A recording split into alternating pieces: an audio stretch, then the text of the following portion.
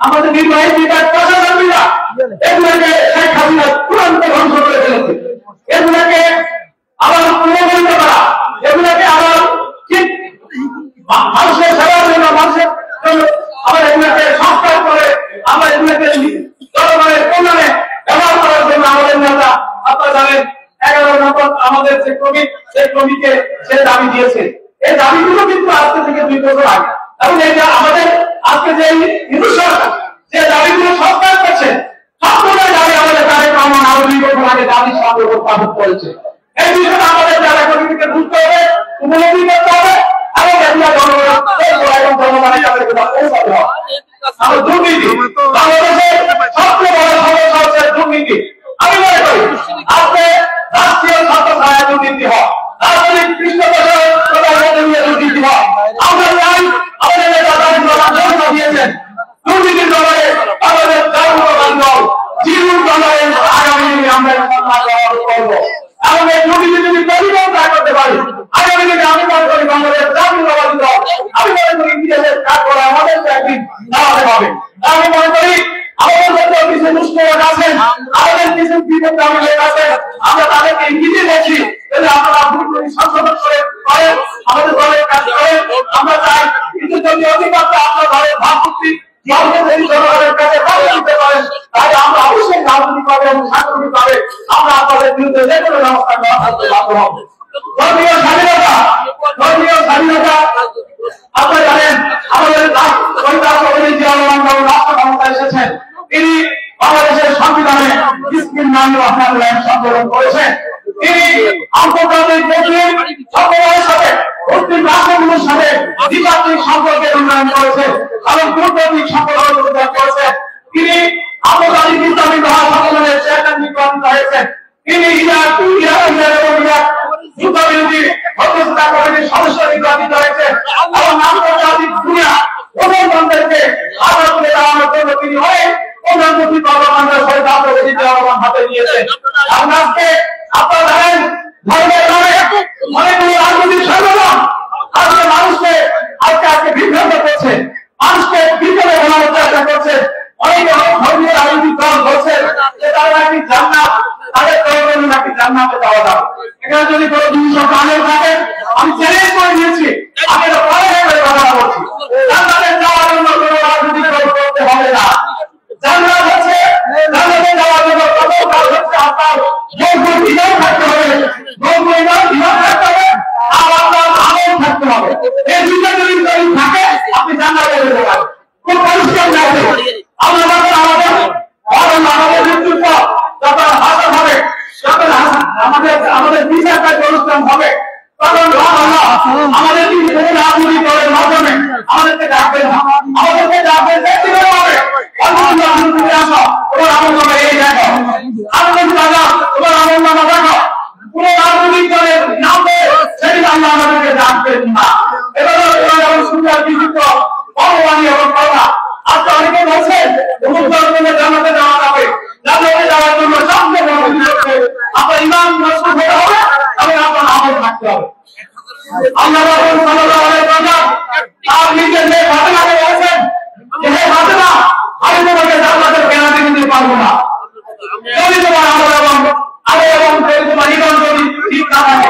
তাহলে আমাদের নবীজি যিনি আমাদের উম্মতের জন্য জান্নাতের সুপারিশ করবেন, সেই প্রিয় নবী নবীজি তার কওমকে জান্নাতের গ্যারান্টি দেয়নি, কিন্তু আজকে বাংলাদেশের কিছু ধর্মীয় লোক আজকে আমাদের মুসলমানদের নিরীহ মুসলমানদেরকে তাদের একটু ইসলাম সম্পর্কে কম বলে দেওয়া যায়, তাদেরকে আজকে বিভ্রান্ত করছে, তাদেরকে জান্নাতের গ্যারান্টি দিচ্ছে। আমি মনে করি এটি একদম শিরক এবং এটা সুন্নাহর খেলাফ এবং এটা আমি মনে করি আল্লাহর কাছে এই ধরনের কথার জন্য আপনাদেরকে অধিকভাবে দেওয়া দিতে হবে এই সমস্ত ধর্মীয় রাজনৈতিক দলগুলোকে। আমি আমাদেরকে সচেতন হতে হবে, আমাদের মা বোনদেরকে আরো বেশি বিতরণ করা হচ্ছে। এর জবাবে আমরা যারা তৈরি করে আমাদের আমরা মুসলমান পরিবারে আমরা সবাইকে দিয়ে আমাদের দলের নীতি আদর্শ কর্মসূচি এবং আমাদের দলের যে সমস্ত আগামী দিনে এই বাংলাদেশ থেকে দিয়ে যে আমাদের বিষম চিন্তা আমাদের নেতা তারেক রহমানের আগামী দিনে যে বাংলাদেশ যে স্বপ্ন দেখছেন সেই স্বপ্নের কথাগুলো আমরা মানুষের দরবার ইনশাআল্লাহ আমাদেরকে পৌঁছে দিতে হবে। আমি নারীর মর্যাদা নিয়ে আপনারা জানেন শহীদ রাষ্ট্রপতি যখন ছিল তখন নারীর মর্যাদা বিষয়গুলো সবচেয়ে বেশি গুরুত্ব সহকারে বিবেচনা করছেন আমাদের প্রান্ত রাষ্ট্রপতি শহীদ রাষ্ট্রপতি জিয়াউর। এবং এখনো আপনারা জানেন আমাদের 24 নম্বর আমাদের কমিটিতে নারীর মর্যাদা সুরক্ষা ক্ষমতায়নের ব্যবস্থা আমাদের যেমন আমাদের ছাত্রীদের জন্য আপনার জানেন শিক্ষা প্রতিষ্ঠানে আমাদেরকে বিনামূল্যে বই বিনামূল্যে তাদেরকে পড়ালেখার জন্য সুযোগ করে দিয়েছেন এবং যারা মেধাবী তাদের জন্য পড়ালেখার সুযোগ করে দিয়েছেন এবং নারীর ক্ষমতায় আমরা বাংলাদেশ জাতীয়তাবাদী দল বিশ্বাস করি। কিন্তু নারীর ক্ষমতায়নের মাধ্যমে ইসলামের সাথে যেন নারীর ক্ষমতায়নের কোনো সাংঘর্ষিক না হয় সেই বিষয়টি আমরা বিবেচনা রাখবো। আমি আর কথা বলবো না, এখানে শুধু বলতে চাই নির্বাচন আসন্ন আমাদেরকে আজকের এই সভাটি আমাদের সাংগঠনিক সভা, আমরা একটু পরেই আমরা ইতিহাস করবো এবং সাংগঠনিক সভার পাশাপাশি আমাদেরকে নির্বাচন প্রত্যেকটি জেলা কমিটিকে আমাদেরকে নির্বাচনী কর্মকাণ্ড মাথায় রেখে এবং সাংগঠনিক কাঠামোর পক্ষ থেকে আমাদেরকে দলীয় কর্মকাণ্ড পরিচালনা করতে হবে। এই বিষয়টা আমাদের বিবেচনায় রাখতে হবে। আজকে দলীয় কাঠামোর বাইরে অনেকে আমাদের দলকে আমাদের সাধারণ মানুষকে বিভ্রান্ত করছে, নানাবিধ কর্মকাণ্ড করে যেগুলো আমরা দলীয় বিশৃঙ্খলার সাথে বিবেচিত করবো জেলা বিএনপি আগামী দিনে ইনশাআল্লাহ। আমরা চাই এটা হলো বিএনপির মূলধারা। এই আজকের এই সভাটি উপজেলা বিএনপির যৌথ সভা বিএনপি ভাইস চেয়ারম্যান সেই সভায় আজকে আসেন, আমরা জেলা বিএনপি আছি। সুতরাং এই কাঠামো বাইরে যদি কেউ দলীয় কর্মকাণ্ড করে আমরা তাদেরকে দলীয় বিশৃঙ্খলা হিসেবে বিবেচিত করবো। আমরা তাদেরকে কখনো আমরা আগামী দিনে তাদেরকে আমরা সংশোধনের সুযোগ দিব। তারা তাদের ভুল কর্মকাণ্ড ফেলে যদি আগামী দিনে আমাদের সাংগঠনিক কাঠামোর মধ্যে সে কাজ করতে চায় আমরা তাদের সাধুবাদ জানাই। আগামী দিনে আমরা পরবর্তীতে আমাদের সাথে আমাদের দলের মাননীয় ভারপ্রাপ্ত চেয়ারম্যান জেলা কমিটির সাথে কিছুদিনের মধ্যে ভার্চুয়াল সভা হবে। আমরা সেই বাঙালি 6টি আসলে সাংগঠনিক চিন্তার সামনে তুলে ধরবো। তাদের দলের শৃঙ্খলা বের করছে তাদেরকে আমরা তুলে ধরবো এবং পরবর্তীতে আমরা রাজনৈতিক এবং সাংগঠনিক ব্যবস্থা গ্রহণ করবো। আপনারা জানেন ভারত করে বাংলাদেশ ভারত করে রাজনীতি আসেননি, তিনি ছাত্র রাজনীতি করেছেন, ঢাকাতে যুব রাজনীতি করেছেন এবং জাতীয় রাজনীতি আমাদের যারা দাঁড়িয়ে পারবা আমাদের যে মনোনয়ন ভোট আমি মনে করি আপনাদের বিভিন্ন আমি মনে করি এখানে কর্মচারী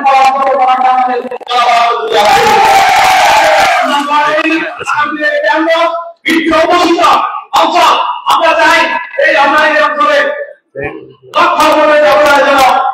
আমাদের নির্বাচিত প্রার্থী বিজয়ী হতে পারে আমরা সেই প্রত্যাশা করছি। আসসালামু আলাইকুম ওয়া রাহমাতুল্লাহি ওয়া বারাকাতুহু।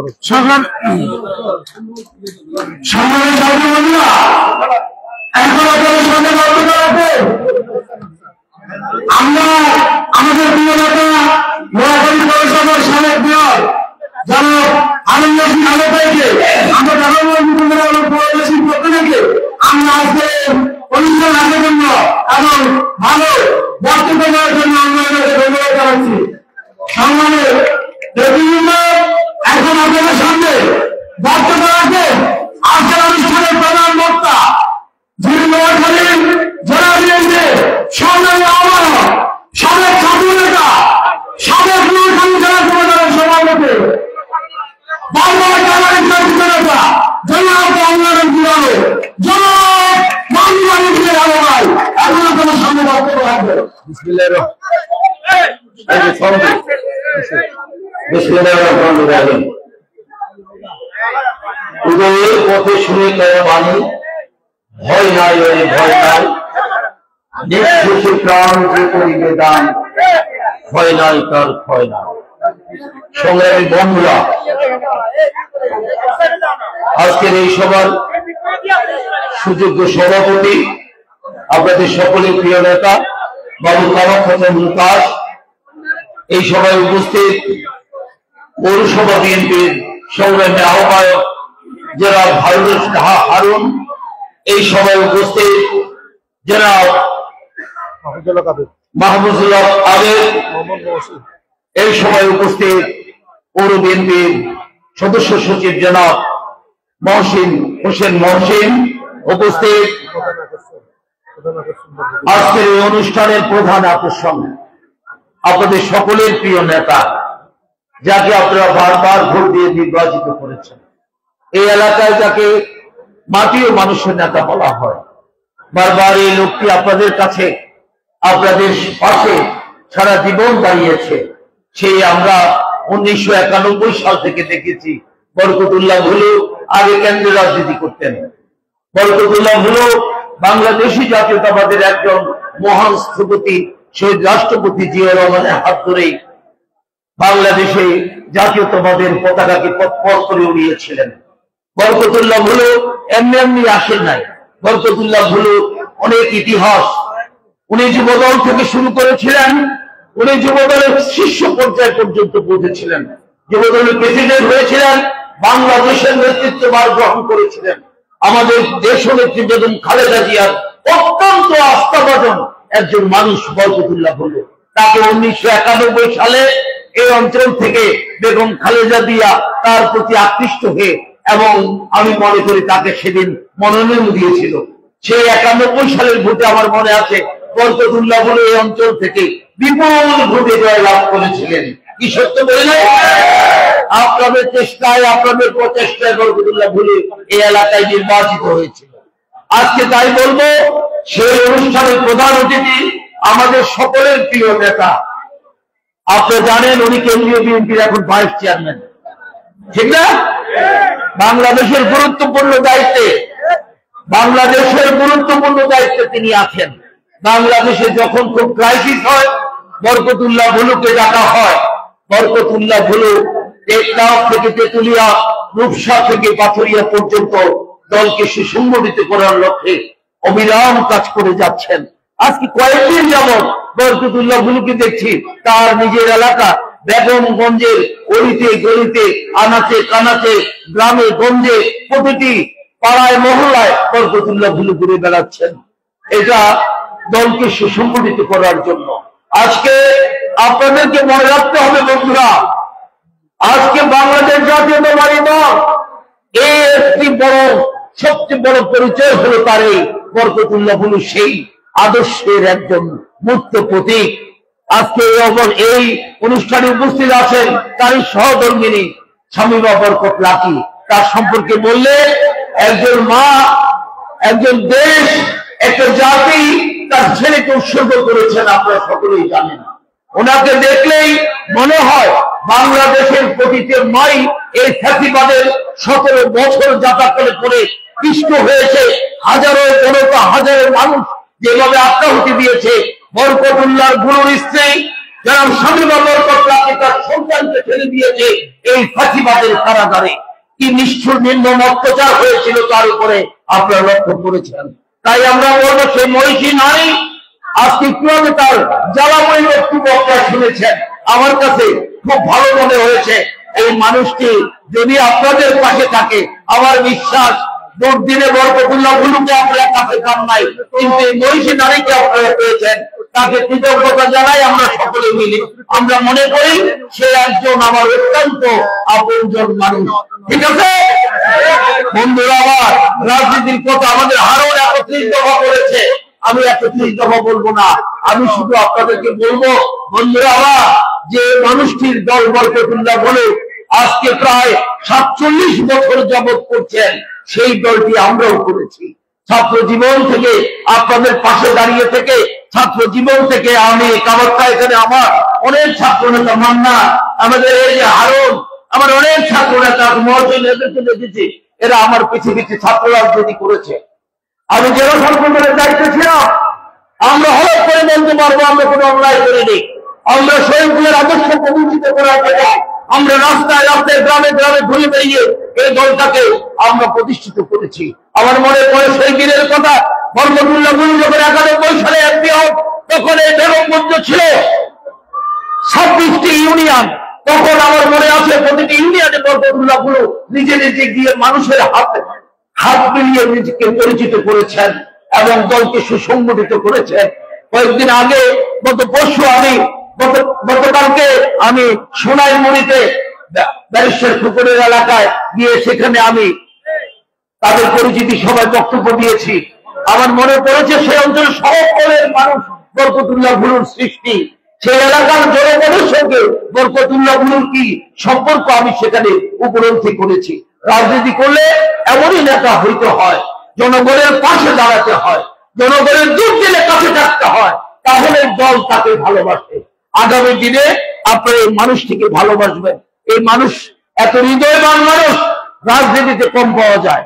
আমি মনে করি আগামী আল্লাহ যদি তার তৌফিকে রাখে, সে যদি এই অঞ্চল থেকে আগামী দিনে মনোনয়ন পায়, সে যদি এই এলাকা থেকে এমপি ইলেকশন করতে পারে, আমার বিশ্বাস আপনাদের যে কাঙ্ক্ষিত যে সমস্ত কর্মসূচিগুলো আছে সেগুলো তিনি বাস্তবায়ন করতে পারবেন। কারণ বরকতুল্লাহ ভুলু আগেই মন্ত্রী হয়ে গিয়েছেন, এবার যদি হন ইনশাআল্লাহ আল্লাহ তাকে হয়তো পূর্ণাঙ্গ মন্ত্রী করতে পারে। যদি আপনারা তাকে ভোট দেন বিপুল ভোটে, সেই 91 মতো আমি আপনাদের কাছে ভোট চাই। এটা তো ঠিক। তো সেইভাবে কাজ করতে হবে বন্ধুরা। বাংলাদেশি জাতীয়তাবাদের মহান স্থপতি শহীদ রাষ্ট্রপতির হাত ধরে মানুষের কাছে জিয়াউর রহমান যেমনি ভাবে গ্রামের কৃষক মেহনতি মানুষকে ভালোবাসতেন, সেই কথা মনে আছে? তার দল বাংলাদেশ জাতীয়তাবাদী দল বাংলাদেশের আজকে 1 নম্বর দল। কি ঠিক আছে? মানুষের কাছে সবচেয়ে প্রিয় দলের নাম কি? বিএনপি। সেই বিএনপির আজকে দায়িত্বভার কে গ্রহণ করেছেন? আমাদের প্রিয় নেতা তারেক রহমান। আমাদের প্রিয় নেতা তারেক রহমান আজকে এই 31 দফা দিয়েছেন। তিনি বলেছেন এই 31 দফা হলো এই আগামী বাংলাদেশের সড়ক, ঘরে ঘরে এই 31 দফাকে পৌঁছে দিতে হবে। যদি আপনারা পৌঁছাতে পারেন, আমার বিশ্বাস আপনারা এই তারেক রহমানের নেতৃত্বে যদি আবার বাংলাদেশ গঠিত হয়, আবার যদি শহীদ জিয়া আদর্শের সন্তানেরা যদি বাংলাদেশ নেতৃত্ব দিতে পারে, জিয়াউর রহমান যে চিন্তা ভাবনা করতে, আমি মনে করি তারেক রহমান তার কোন অংশে কর্ম জিয়াউর রহমানের অসমাপ্ত কাজগুলো তারেক রহমান করতে পারবে, এটা আমার বিশ্বাস। তার মা বাংলাদেশের প্রথম মহিলা প্রধানমন্ত্রী, আওয়ামী লীগ সহ্য করতে পারে নাই, মনে আছে সেই কথা? আজকে তারেক রহমানকে তারা সহ্য করতে পারে নাই। আজকে একটি গোষ্ঠী তারেক রহমান যাতে দেশে ফিরে আসতে না পারে তার জন্য ষড়যন্ত্র শুরু করেছে। বন্ধুরা আমার, ষড়যন্ত্র করে কোনো লাভ হবে না। তারেক রহমান যেদিন আসবে সেদিন কি অবস্থা হবে বাংলাদেশের একটু চিন্তা করে দেখেন। নোয়াখালীর মানুষকে ধরে রাখা যাবে? ধরে রাখা যাবে?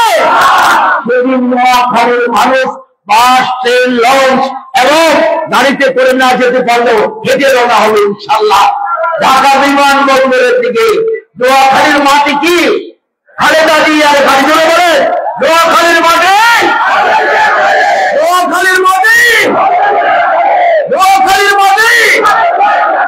বন্ধুরা আমার, আমি আর বক্তব্য দীর্ঘায়িত করতে চাই না, শুধু এইটুকু বলতে চাই, আগামী আন্দোলন সংগ্রামে আমরা যারা বিএনপি করি, আমরা জেলার দায়িত্বে আছি, আপনারা যে কোনো প্রয়োজনে আমাদেরকে ডাকবেন, আমরা আপনাদের পাশে এসে দাঁড়াবো, আপনাদের কাছে এসে দাঁড়াবো।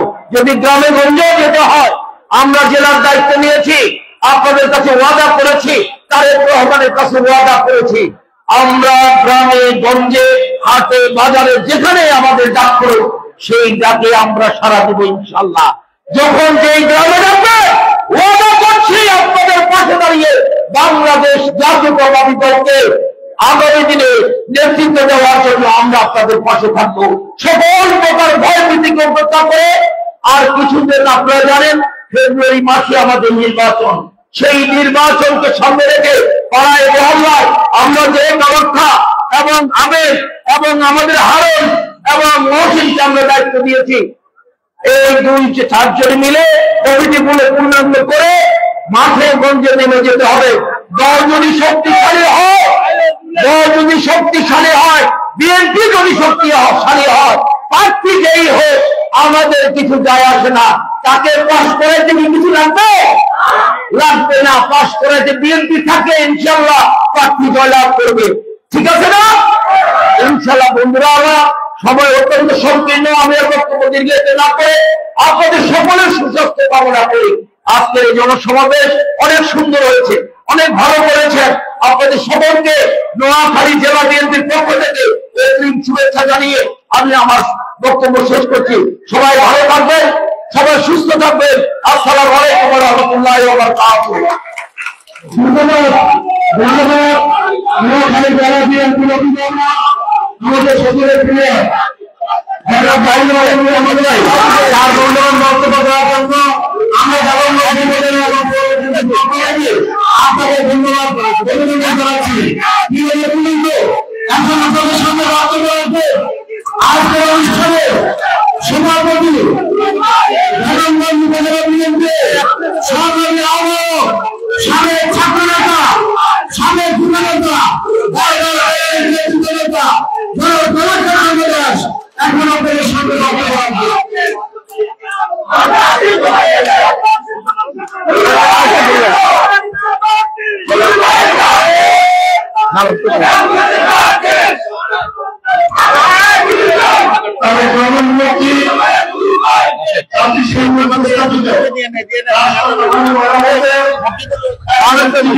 কর্মসূচি নিয়ে আজকে বিশাল জনসমাবেশে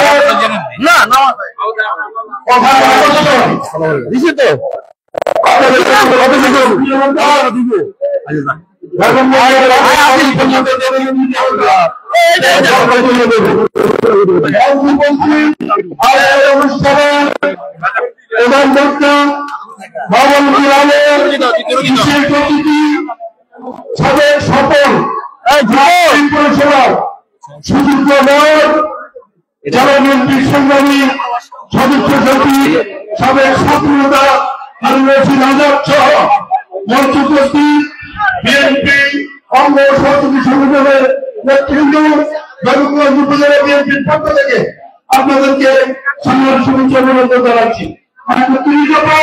আমাদের সদস্য সচিব বক্তব্য দিয়েছেন, প্রধান অতিথি বক্তব্য দেবেন। আমি শুধু একটি কথা বলবো, কত সত্যি রাখতে যে লোকটি আমাদের পাশে ছিলেন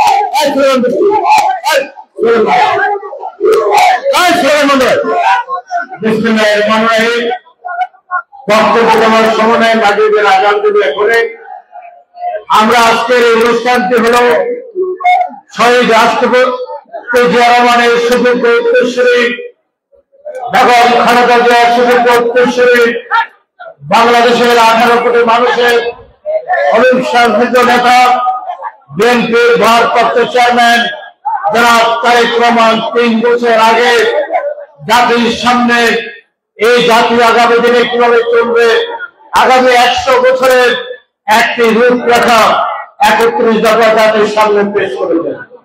এটি আমরা আপনাদের কাছে সমস্ত ইউনিয়নে ওয়ার্ডে আপনাদের কাছে পৌঁছে দেব। 1,20,000 কপি আমরা ছেপে এনেছি, আমরা সবার কাছে পৌঁছে দেব। এটা হচ্ছে জাতীয় মুক্তির সনদ। এই সনদ প্রণয়নের সময় আমি তারেক রহমানের সাথে ছিলাম। বাংলাদেশের 50টি রাজনৈতিক দলের সাথে দীর্ঘ 3 বছর আলাপ আলোচনা করে ন্যায় কমিটির মাধ্যমে আমি কমিটির একজন সদস্য, আমরা এটি প্রণয়ন করেছেন এমন একটি ঘোষণা দিয়েছেন তারেক রহমান। আজকে যারা সংস্কারের কথা বলেন, অনেক কিছুর কথা বলেন, 31 দফা বাইরে বাংলাদেশের কোন দফা আমি মনে করি আজকে আর নাই।